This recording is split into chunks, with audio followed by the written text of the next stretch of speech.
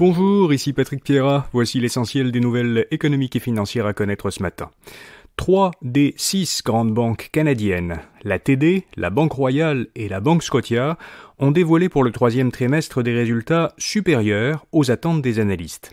Plusieurs de ces banques ont tiré profit de la hausse des taux et augmenté leur marge nette sur les intérêts. La hausse des taux directeurs par les banques centrales se répercute plus vite sur les taux auxquels les banques prêtent que sur ceux auxquels elles rémunèrent les dépôts des particuliers. Cela a par exemple bien profité à la TD. Elle a un large réseau de succursales au Canada et aux États-Unis qui lui amène beaucoup de dépôts de particuliers. Elle a ainsi pu augmenter sa marge de profit net sur les intérêts, c'est-à-dire la différence entre le taux moyen qu'elle perçoit et le taux moyen qu'elle paie. De leur côté, les 3 autres grandes banques, la Banque nationale, la BMO et la CIBC, ont au contraire fait moins bien qu'attendu par les analystes. Les résultats de la Banque nationale ont souffert du fait qu'elle a augmenté ses provisions au cas où des prêts qu'elle a faits ne seraient pas remboursés. Jacinthe Côté deviendra présidente du conseil d'administration de la Banque Royale du Canada en avril prochain. Elle siège déjà au conseil en tant qu'administratrice indépendante.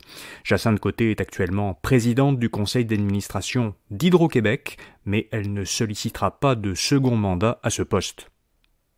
Il y a un fort risque que la croissance de l'économie mondiale soit inférieure à 2% l'an prochain, selon une nouvelle prévision du Fonds monétaire international.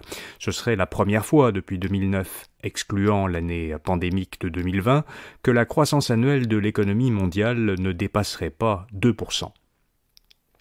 Le Québec produit moins que le reste du Canada, mais il rattrape son retard.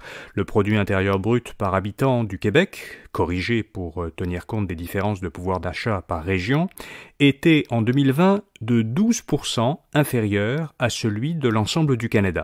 Moins 12%, c'est un écart notable, mais il se réduit progressivement.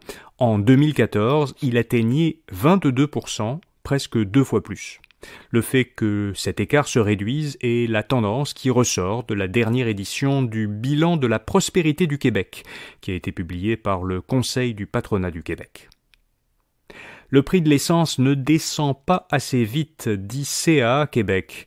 Le prix du litre d'essence ordinaire a récemment baissé pour refléter la diminution du baril du pétrole, mais dans la majorité des régions du Québec, y compris Capitale-Nationale, l'Estrie et la Mauricie, les prix n'ont pas assez descendu et les marges sont demeurées trop élevées, dénonce CA Québec. L'organisme estime que dans plus de la moitié des régions administratives du Québec, les stations-service conservent depuis plusieurs jours une marge élevée, supérieure à 20 cents le litre. Par conséquent, les automobilistes paieraient de 10 à 20 cents de trop par litre selon les calculs de CA Québec. 3 régions échappent à cette critique et l'essence y est relativement peu cher, du moins comparé aux autres régions. À Montréal et à Laval, le litre d'ordinaire était vendu hier en moyenne 1,56 $, soit 2 à 3 cents de moins que le prix que CA jugeait raisonnable dans ces régions. Et en Outaouais, le prix du litre était en moyenne de 1,51 $, soit 2 cents de moins que le prix raisonnable.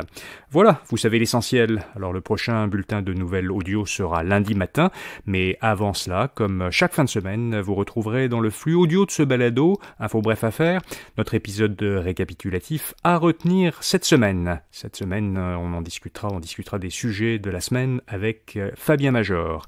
L'épisode sera en ligne au plus tard samedi matin et peut-être dès 16h ce vendredi soir si tout va bien. Merci, bonne journée et à très bientôt.